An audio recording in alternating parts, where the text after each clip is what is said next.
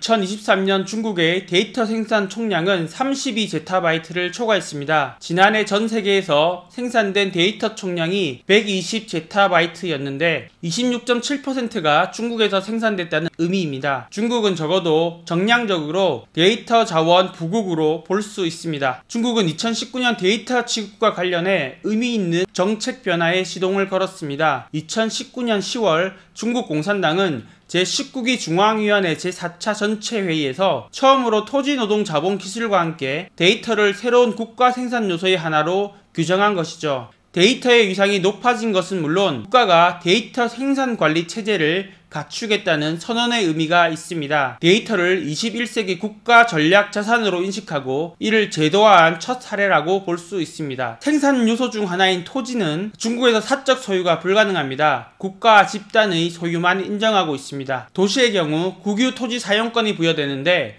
용도에 따라 사용기한이 정해져 있습니다. 아파트 같은 거주 용지의 경우 70년의 사용기한을 가집니다. 2022년 12월 공산당 중앙위원회와 국무원은 데이터 20조를 발표합니다. 데이터라는 국가 생산 요소가 그 역할을 잘 수행할 수 있도록 데이터 기반 제도 구축에 관한 의견을 낸 것입니다. 그 내용을 살펴보면 데이터 재산권을 소유에 초점을 두지 않고 토지와 유사하게 데이터 자원 보유권, 데이터 가공 사용권, 데이터 상품 경영권으로 분리한 재산권 운영 메커니즘을 구축했습니다. 우선 데이터 출처자가 생성된 데이터를 취득하거나 복제 전송할 수 있는 권익을 갖도록 보장하고 보유한 데이터에 관한 데이터 처리자의 관리 통제 권익을 인정했습니다. 또 데이터 출처자의 권익이 보호된다는 전제 아래 합법적으로 취득한 데이터의 가공 사용권을 인정 및 보호하며 데이터 수집 가공 등 데이터 처리자의 노동 등의 기여를 존중하고 데이터 처리자가 데이터를 사용하고 수익을 얻을 수 있는 권리를 충분히 보장하도록 했습니다. 다시 말해서 데이터를 취득, 관리, 활용하는 규칙을 정립한 것이라고 볼 수 있습니다. 여기에서 알 수 있는 것은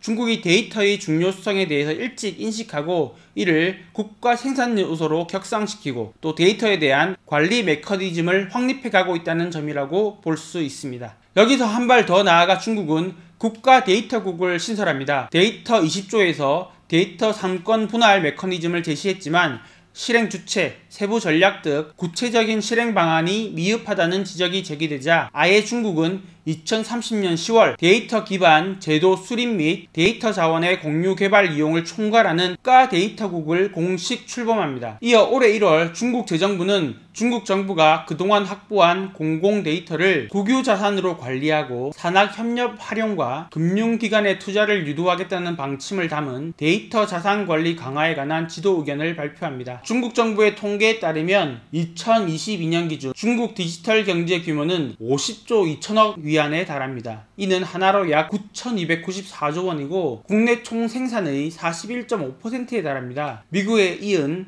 세계 2위 규모이기도 합니다. 2022년 기준 중국의 데이터 저장량은 724.5 엑사바이트로 세계 전체 저장량의 14.4%를 차지했고 빅데이터 산업 규모는 1조 5,700억 위안, 하나로 약 29조 원으로 집계됐습니다. 스마트폰과 초고속 인터넷망이 전국에 보급됐고 일상생활에서 디지털 인증과 결제가 보편화하면서 데이터 축적량은 계속 늘고 있지만 이렇게 쌓인 공공 데이터의 관리나 부가가치 창출은 아직 부족한 상황이라는 게 중국 당국의 인식입니다. 당시 중국 재정부는 국유기업과 공공기관이 보유 통제하는 데이터 자산을 각급 정부 국유자산 보고 업무에 포함하고 동급 인민대표대회 상무위원회의 감독을 받게 하는 방안을 점진적으로 추진한다는 방향을 제시했습니다. 재정부는 각급 당정기관과 국유기업, 사업단위 등이 관리하는 데이터 가운데 경제적 이익 유발 잠재력이 있는 것은 공공 데이터 자산으로서 자산 관리 범주에 포함하고 자산 다원화 방법을 모색할 방침입니다. 또 재정부는 안전과 추적 가능성이 보장된다는 것을 전제로 법규에 맞게 공공 데이터 자산의 개발 이용을 진행해야 한다고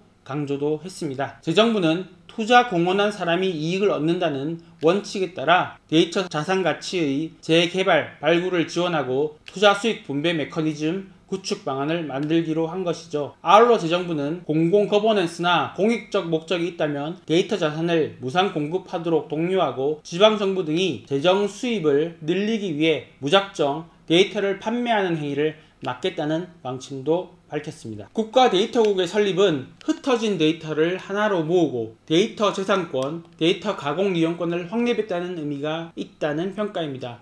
민간 기업도 공공이익에 부합하는 합리적 목적이 있을 경우 데이터의 대공급 의무가 부여되는 것도 중국의 큰 특징입니다. 중국은 국가데이터국 설립에 앞서 2023년 9월 기준 60개의 데이터 거래소를 설립했습니다. 상하이 데이터 거래소의 2023년 거래 규모는 10억 위안을 돌파한 것으로 추정됩니다. 2022년 기준 중국의 데이터 거래 산업 시장 규모는 876억 8천만 위안 규모로 전 세계 시장에서 점유율이 13.4%에 달하고 성장률은 42%에 달하는 것으로 나타났습니다. 중국은 디지털 경제의 진심인 것 같습니다. 지난해 중국 디지털 경제의 핵심 부가가치가 중국 GDP의 10%에 달하는 53조 위안을 초과한 것으로 나타났습니다. 5G, 6G 등 이동통신, 차세대 인터넷 통신, 저고도 위성통신 등 저변 기술을 중국이 선도하고 있습니다. 중국은 생성된 데이터를 제대로 활용하지 못하고 있던 과거와 달리 국가 데이터국 설립과 데이터 거래소를 통해서 데이터의 효율적 활용이 가능하다는 입장입니다. 기후, 지도, 교통, 전력 데이터 등 공공부문 데이터를 공개하기 시작했는데 구이저우 전력회사가 겨울철 철탑 및 고압선이 있는 지역에서 지역의 기온, 수증기 강우량 등 기상 모니터링 데이터를 이용해 전선 결빙 위험에 대응하는 게 대표적 사례입니다. 그리고 올해 중국에서 데이터 자산 평가와 관련해 획기적 사건이 있었습니다. 사실 데이터 같은 무형 자산을 어떻게 재무제표에 반영할 것인지 여부는 여러 논란이 있습니다. 애플,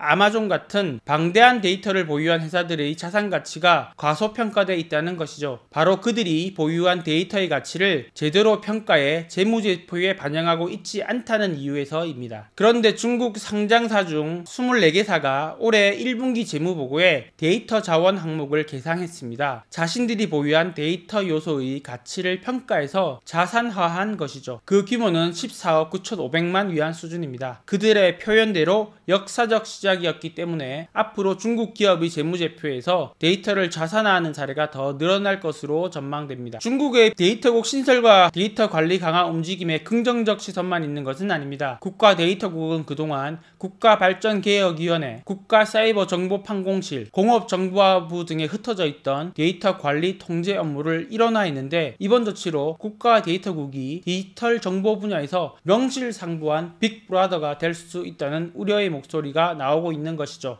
빅브라더는 영국의 소설가 조지 오웰의 소설 1984에서 비롯된 용어입니다. 정보의 독점으로 사회를 통제하는 관리 권력 혹은 그러한 사회의 체계를 일컫는 말입니다. 벌써 중국 내 다국적 기업이 산출한 데이터 외부 유출 등과 관련해 국가 데이터국의 관리 감독을 받게 될 것이라는 이야기도 나옵니다. 미국 월스트리트 저널은 국가 데이터국이 중국 내 기업들이 잠재적인 국가 보안 위반을 조사하게 될 수 있다고 전망했습니다. 게다가 중국이 이 데이터를 공공 목적으로 선용하면 그나마 다행인데 필요에 따라 군사적 용도의 AI 기술 개발 등에도 충분히 활용할 가능성이 높습니다. 선진국에 비해서 개인정보 보호가 느슨한 중국에서 국가가 상대적으로 손쉽게 데이터를 자신들의 목적에 맞게 다룰 수 있다는 우려가 있고 국가 데이터국의 신설은 이를 본격적으로 하겠다는 선언으로 읽힌다는 것입니다. 예를 들어 중국의 안면 기술 기업인 센스네츠가 자사의 기술을 이용해서 신장 위구르족 250만 명의 개인정보를 확보했고 이를 정부와 공유하고 있다는 것이죠. 무엇보다 필요한 경우 민간 기업의 데이터를 국가가 언제든지 볼 수 있다는 우려도 큽니다. 중국에서 사업을 하는 다국적 기업도 언제든지 중국 정부가 자신들의 데이터를 들여다볼 수 있다는 불안감에 시달릴 수 있게 된 것이죠. 현재 미국과 중국 사이에서 큰 논란이 되고 있는 틱톡 금지 법안도 이 같은 중국 내 분위기를 감안할 때 미국이 억지를 부리고 있다고 보기는 힘들 것 같습니다. 지난 4월 미국 상원은 미국인들의 개인정보 보호를 이유로 동영상 공유 플랫폼 틱톡의 미국 내 사업권을 강제 매각하도록 하는 법안을 통과시켰습니다. 미 상원은 중국 정부가 틱톡이 보유한 미국인들의 민감 정보에 손쉽게 접근할 우려가 있다는 이유로 틱톡의 모회사인 중국 기업 바이트댄스가 정해진 기간 내 틱톡의 미국 사업권을 매각하지 않는 한 미국 내 서비스를 금지해 틱톡에 퇴출시킨다는 내용의 법안을 가결한 것이죠. 틱톡은 해당 법안이 언론 자유를 보장하는 미국 수정헌법에 어긋나 위헌이라고 맞서고 있습니다. 틱톡 최고 경영자 추쇼 우즈는 틱톡 금지 법안에 대해 이것은 틱톡에 대한 금지이자 당신 그리고 당신의 목소리에 대한 금지라면서 언론 자유에 대한 말살이라고 주장하고 있습니다. 리창 총리는 올해 양해에서 인공지능 플러스 이니셔티브란 이름의 AI 산업 육성책을 내놨습니다. 챗GPT를 비롯한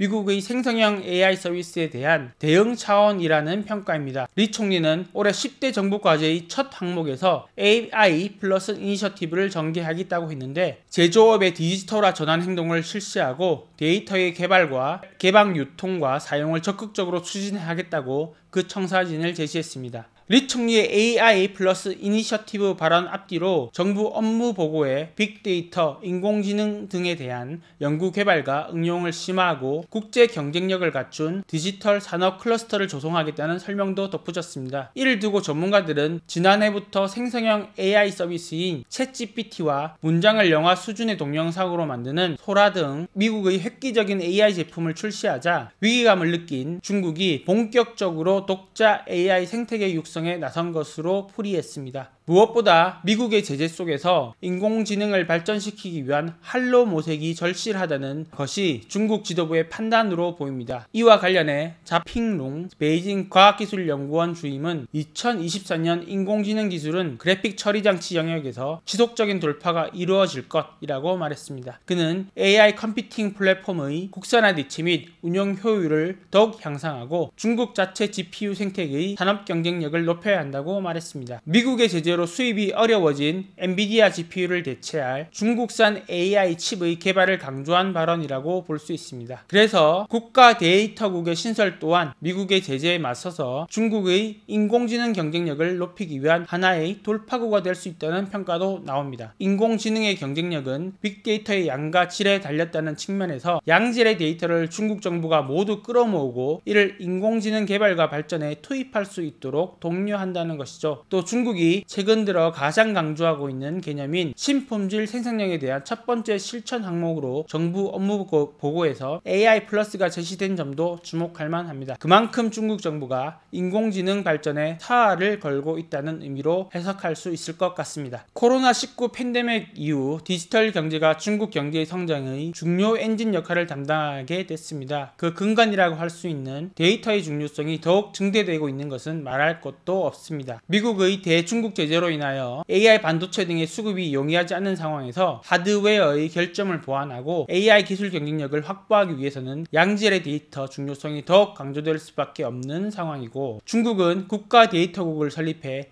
이에 대응하고 있다고 볼 수 있습니다. 무엇보다 중국은 그 과정에서 데이터 활용의 시급성이 큰 반면 여러 현실적 제약 탓에 데이터 법제의 정립이 어렵다는 현실을 인식하고 정책적으로 데이터를 생산 요소로 편입하고 여기에 기존의 소유권 논의에서 벗어나 데이터 3권, 다시 말해 데이터 자원 보유권, 데이터 가공 사용권, 데이터 상품 경영권을 분할하는 메커니즘을 구축했습니다. 중국 나름의 입법 정책적 노력이 축적되면 데이터 법률 관계의 불투명성이 점차 해소될 수 있을 것으로 보입니다. 그리고 무엇보다 인공지능 등의 발전을 위해서 필요한 데이터의 시급한 활용을 용이하게 했다는 점은 주목할 만합니다. 그러면 한국은 어떨까요? 한국은 중국처럼 입법적 한계를 뛰어넘어서 정책을 추진한 것은 매우 어렵습니다. 하지만 AI 시대에 데이터를 어떻게 활용하는지가 우리나라의 국가 경쟁력과 직결된 중차대한 일인 만큼 미래 세대를 위해서라도 AI 데이터 입법과 정책에 있어서 초당적 협력이 필요할 것으로 보입니다. 또 AI 기술 경쟁력 확보를 위해 양질의 데이터를 활용하는 것이 총각을 다투는 일임을 고려할 때 우선 허용 사후 규제 방식의 규제 샌드박스를 AI 데이터 분야에 확대 적용하는 것을 적극 검토해 볼 필요가 있다는 주장은 경청할 만합니다. 현재 한국은 저작권법, 부정경쟁방지법, 개인정보보호법 등에 의해 개별적 부분적으로 데이터의 기속보호 문제를 규율하고 있습니다. 데이터를 활용하려는 입장에서는 파편화된 입법이 허들로 작용해서 여기에 막히고 또 저기에 막히는 상황이라고 볼 수 있습니다. 빅브라더 논의를 차치하고 국가 경쟁력과 AI 산업 경쟁력을 위한 중국 정부의 발빠른 움직임은 변화하는 기술 환경에 맞춘 선제적 대응이라는 측면에서 대해서 한국 정부도 고민을 해야 하는 지점이 아닌가 싶습니다. 환경 글로벌 마켓 50만 돌파 이벤트가 진행 중인데 구독자 여러분의 많은 참여 부탁드린다는 말씀을 드리면서 오늘 방송 마무리하겠습니다. 지금까지 베이징에서 이준이었습니다. 감사합니다.